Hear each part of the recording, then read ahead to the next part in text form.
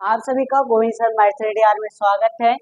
कक्षा 10 प्रश्नावली आपका 6.3 क्वेश्चन नंबर 10 आपका हल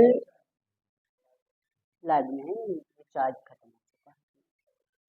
कहते त्रिभुज एबीसी समरूप है या एजी, जिसमें कह रहे हैं आपका CD और GH क्रमशः कोण ACB और EGF को समविभाजित करते हैं, जहां बिंदु D और H क्रमशः भुजाओं AB और FE पर स्थित हैं। आपको ये सिद्ध करने हैं, तो हम त्रिभुज पहले बनाते हैं। दो त्रिभुज बनाएंगे, अलग अलग बनाएंगे।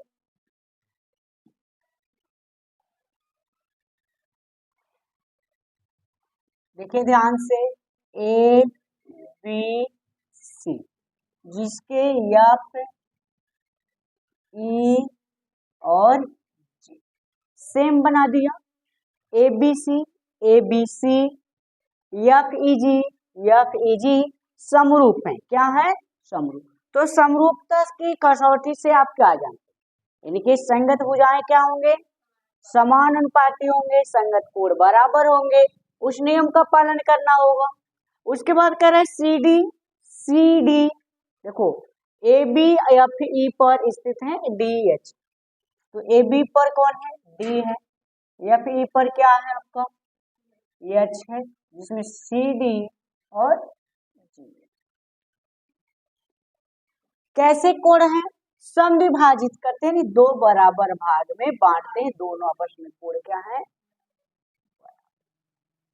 सिद्ध जो करना है CD GH हो गया, AC ये वाला और FE, यानी इस त्रिभुज को पहले हमें समरूप सिद्ध करना होगा, तब संगत भुजाएं समानुपाती होगा।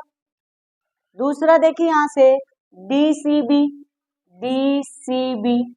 तो HGE हम लिखेंगे, समझ रहे ना। दूसरा है DCA और HG यानी ये तीसरा। अगर हम ये क्वेश्चन को ध्यान से देखो, अगर हम तीसरा सिद्ध करें तो दूसरा सिद्ध हो जाएगा।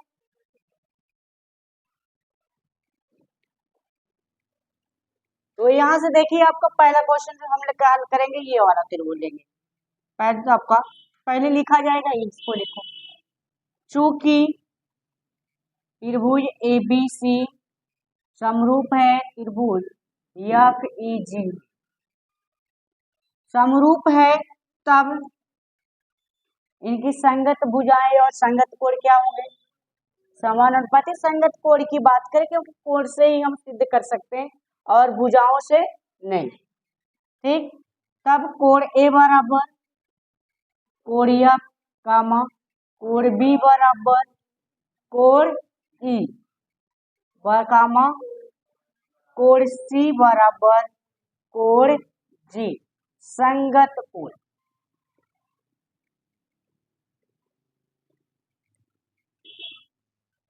समझ गए ना।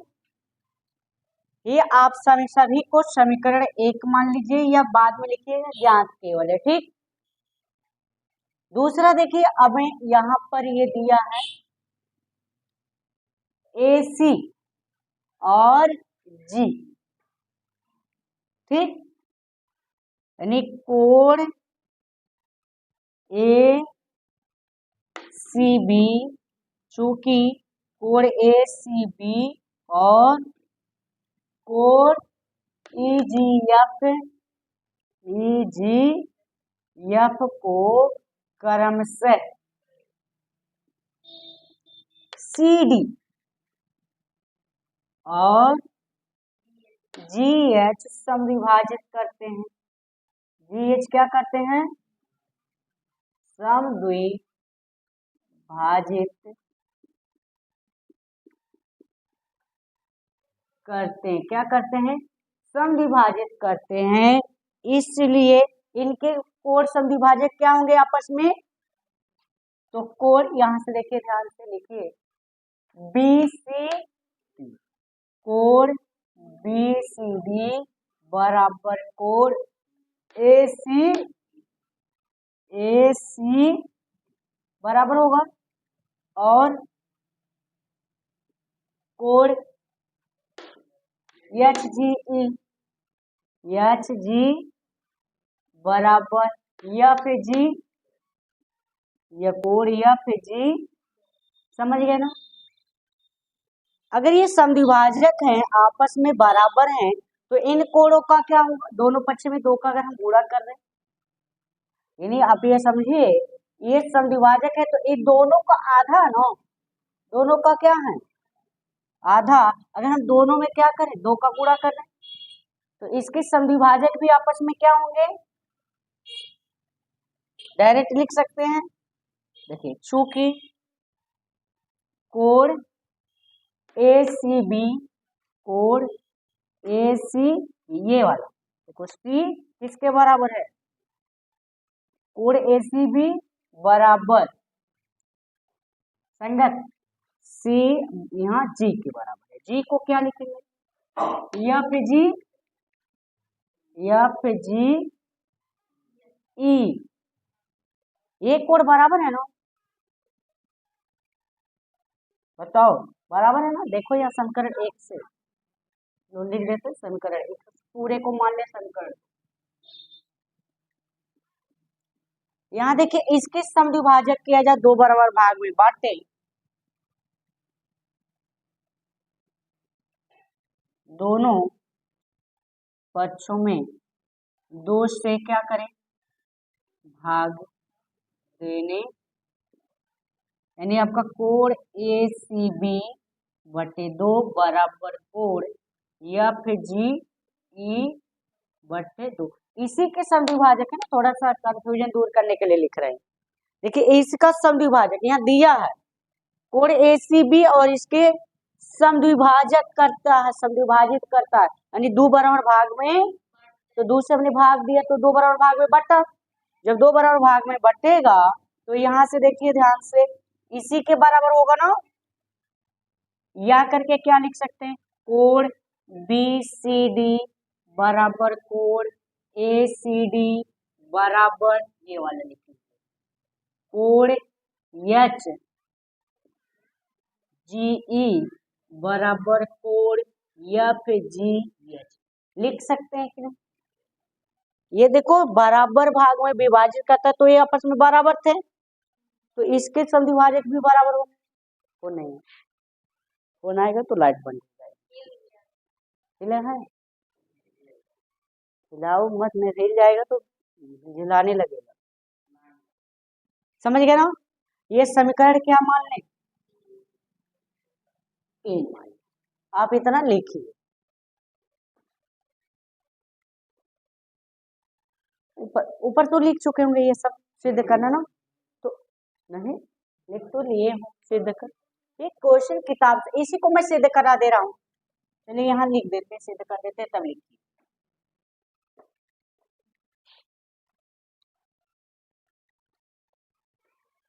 तीसरा वाला देखो ये वाला क्या लिखेंगे, चूंकि त्रिभुज DCA और त्रिभुज HGF में बताइए आपको क्या क्या ज्ञात है।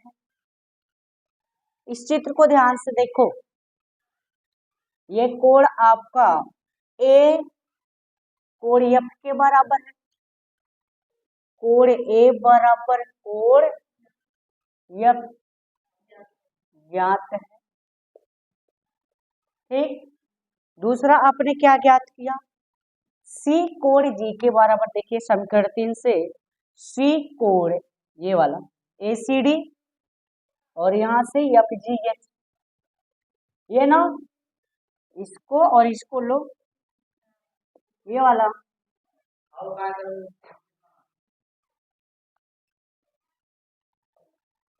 ठीक, त्रिभुज DCA और त्रिभुज ये। दूसरा क्या आपको पता है, यहाँ से देखिए ACD बराबर क्या है FGH, देखो FGH कोण FGH, ये भी ज्ञात है या समीकरण 3 से, समीकरण 3 से लिख सकते हैं ना। इसलिए एंगल एंगल समरूपता कसौटी से ये क्या हो जाएंगे, समरूप। DCA समरूप त्रिभुज HGF समरूप हो गया। क्या हो गया, समरूप। ये समरूप हैं तब इनके संगत भुजाएं क्या होगा, तब CD बटा G, देखो CD ये लिखेंगे ना, GH AC FG, ठीक। समरूप है तब संगत कोण क्या हो गए, समरूप है तब संगत, यहां लिख देंगे संगत भुजा, संगत भुजा। ये वाला क्वेश्चन आप सिद्ध कर लेंगे कि नहीं, इसी प्रकार देखकर। दूसरा वाला DCA DCB, DCB HG E है ना, ये कोण बराबर है कि नहीं, क्या लिखोगे, कोण B बराबर कोण E, और यहां से DEC, देखो DCB HG E, समीकरण 3 से, सेम ऐसे देख के लिखना है, समीकरण 3 से एंगल एंगल समरूपता कसौटी, या डायरेक्ट लिख देना, ठीक। आप हमारे चैनल पर यदि नए जुड़ेंगे या तो आप हमारे चैनल को सब्सक्राइब कीजिएगा। देखो 24 से आ रहा पूरा। देखिए क्वेश्चन नंबर 11 का जो दिया है, कह रहे दिया है आखिर में ABC एक समद्विबाहु त्रिभुज, अगर नहीं दिया होता तो समबाहु त्रिभुज बनाएंगे। ABC समद्विबाहु त्रिभुज जिसमें AB बराबर AC, आपका AB बराबर क्या है, AC है, और CB को बढ़ाई गई भुजा पर बिंदु E स्थित है। बिंदु क्या है, बढ़ाया दिया जाए, एक बिंदु E स्थित है तथा AD लंब BC पर, AD लंब हो गया किस पर, BC पर। लंब का मतलब क्या होता है, कितने अंश का कोण, 90 अंश का। आप लोग 90 अंश का कोण समझ लेंगे। दूसरा कह रहे EF लंब EC पर, ये आपका EF हो गया, यहाँ लंब हो गया, कितने अंश का कोण। सिद्ध करना है ABD, देखिए ध्यान से, ABD ECF ये समरूप। समरूप कब होंगे, आपको एंगल एंगल समरूपता कसौटी लगाना होगा। तो यहाँ देखिए लंब देने का अर्थ है 90 अंश का कोण, यानी कोण से संबंधित है, किससे, कोण से। दूसरा क्या है, यही नियम लगेगा, और ये उभयनिष्ठ, ये कोण C के बराबर है, क्या लिखा जाएगा, चूंकि त्रिभुज ABC में AB बराबर AC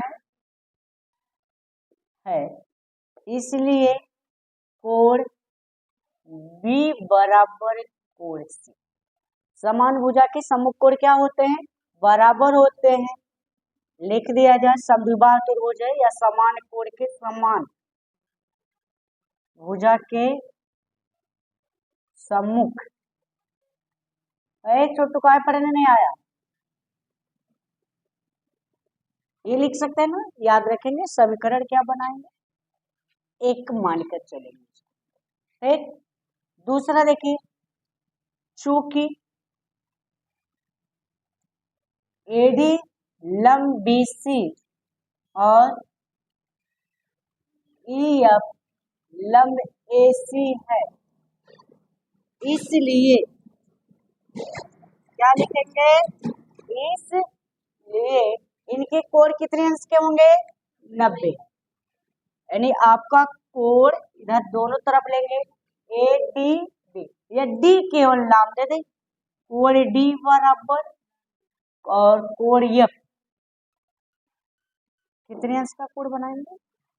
लंब का मतलब क्या होता है? 90 अंश का कोण।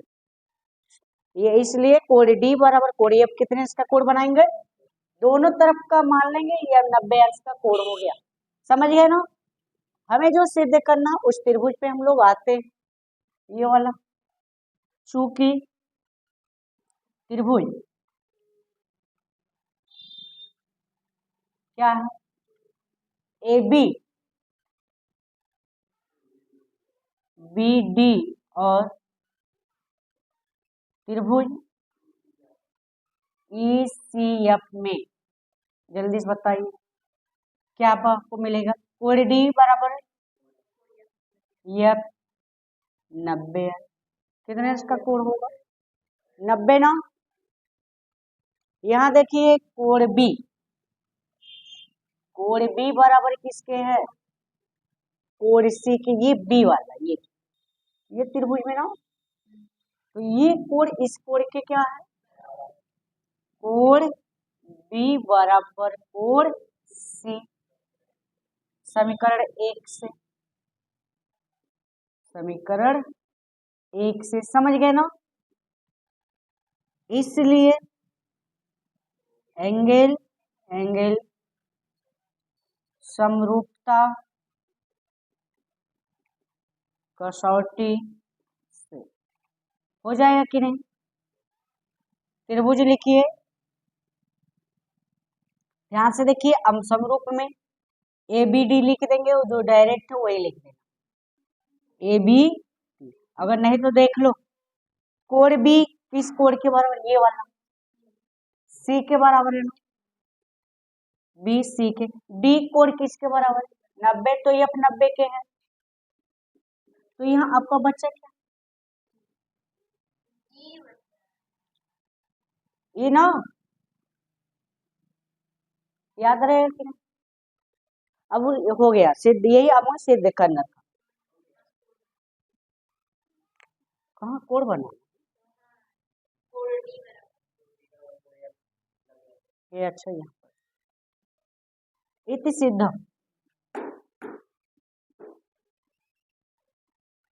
आप पूरे वीडियो में बने रहिए। कक्षा 10 प्रश्नावली 6.3 क्वेश्चन नंबर 11 अन्य क्वेश्चन हल किए जाएंगे। वीडियो में बने रहिए। कैसा वीडियो लग रहा कमेंट बॉक्स में जरूर बताइए और सब्सक्राइब कर दीजिए चैनल पर, ये हमारे नए हैं और प्रतिदिन वीडियो आप कक्षा 10 का पाना चाहते हैं। क्वेश्चन नंबर 12 में कह रहा है आपका त्रिभुज एबीसी की भुजा ए बी, भुजा बी सी, माध्यिका ए डी तथा एक अन्य त्रिभुज पी क्यू आर की भुजा पी क्यू क्यू आर तथा माध्यिका पी एम समान अनुपाती हैं। तो आप सिद्ध कीजिए त्रिभुज ए बी सी समरूप त्रिभुज पी क्यू आर। माध्यिका शब्द है, माध्यिका कहाँ से खींची जाती है? मध्य। शीर्ष के सम्मुख भुजा के मध्य बिंदु को मिलाने वाली रेखा को आप माध्यिका कहते हैं। दो अलग अलग हम लोग त्रिभुज बना रहे हैं, ऊपर देख लीजिए। यहाँ पर एक त्रिभुज आपका नाम हो जाएगा ए बी सी, दूसरा त्रिभुज आपका है पी क्यू आर। तो इसमें क्या दिया है आप ये देख लीजिए, दिया गया है माध्यिका क्या खींचना है? एडी, एडी और पी। माध्यिका कहाँ से होती है? मध्य। माध्यिका क्या होती है? यहाँ लिखेंगे हम लोग, उसी के नीचे लिखना रहेगा। चूंकि माध्यिका शीर्ष के सम्मुख भुजा के मध्य बिंदु से खींची जाती है, खींची जाती है। क्योंकि माध्यिका शीर्ष के सम्मुख भुजा के मध्य बिंदु से खींची जाती है, मध्य बिंदु से खींची जाती है, इसलिए BD बराबर DC और QM बराबर किसके, MR लिखेंगे। आपकी किताब में इसमें देखिए लिखा है BC QR समानुपाती दिया है, तो BD इसके मध्य बिंदु है, तो BC बराबर हम क्या लिख सकते हैं, 2। जो सिद्ध करना होगा त्रिभुज, देखिए हमें ABC लेना और PQR सिद्ध करना, ठीक। क्या सिद्ध करना है, यहाँ पर संगत अनुपात पहले देख लीजिए, AB PQ BC, देखिए ध्यान से, BC और QR दिया है, ये माध्यिका दिया है। क्या दिया है, माध्यिका। हमें यहाँ 2 बार हल करना पड़ेगा, ठीक। क्या करेंगे, हमें BD लिख लेंगे, 2 BD और तब लिख लीजिए QR बराबर इसके 2QM, हमें इस साइड वाला लेना है, ठीक। क्योंकि माध्यिका आपको ये देखिए AB यहाँ पर है, PQ है, BC एक टोटल है, QR है, यहाँ AD है और PM। अगर हम इस त्रिभुज को समरूप कर दे तो संगत कोण मिल जाएगा कि नहीं, तो संगत कोण हम ले लें, उसके बाद SAS नियम लगाएंगे, ठीक। ये देखिए BC और यहाँ लिखेंगे, चूंकि BC और QR का मान, इसको समीकरण मान लीजिए, समीकरण 1 का मान समीकरण 1 में रखा जाए तो क्या आपको आएगा, AB बटा PQ बराबर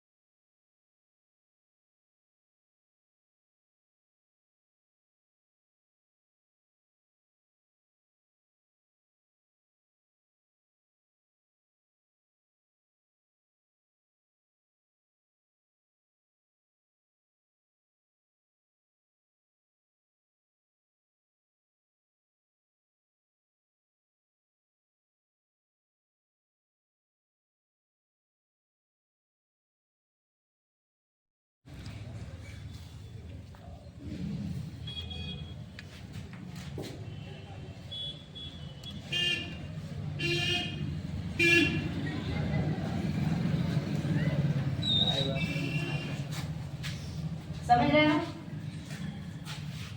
एक बार देख लीजिए, त्रिभुज एबीडी और पीक्यूएम में ये संगत भुजा और ये आएंगे, ठीक।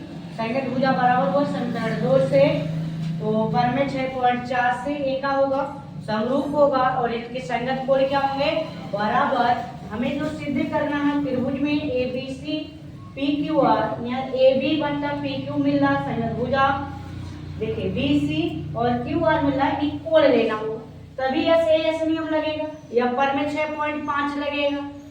इसलिए हम क्या किए, ये कोण बी और क्यू बराबर के संगत कोण करते, चूंकि त्रिभुज एबीसी और पीक्यूआर में कोण बी बराबर कोण क्यू ज्ञात है, या समीकरण 3 से, दूसरा यहाँ समीकरण 1 से इतना लिख लें हम लोग, AB बट्टा PQ बराबर BC बट्टा QR समीकरण 1 से, ठीक। यहां से हम लिख देते हैं, यहाँ पर देखिएगा, चूंकि पर में 6.5 से या एस नियम से, एस समरूपता कसौटी से लिख सकते हैं, ठीक। त्रिभुज डायरेक्ट हो जाएगा सिद्ध, ए बी सी समरूप पी त्रिभुज पी क्यू आर सिद्ध। वीडियो कैसा लगा आप लोग कमेंट बॉक्स में जरूर बताएं, और चैनल पर हमारे नए हैं तो आप जुड़िए। धन्यवाद।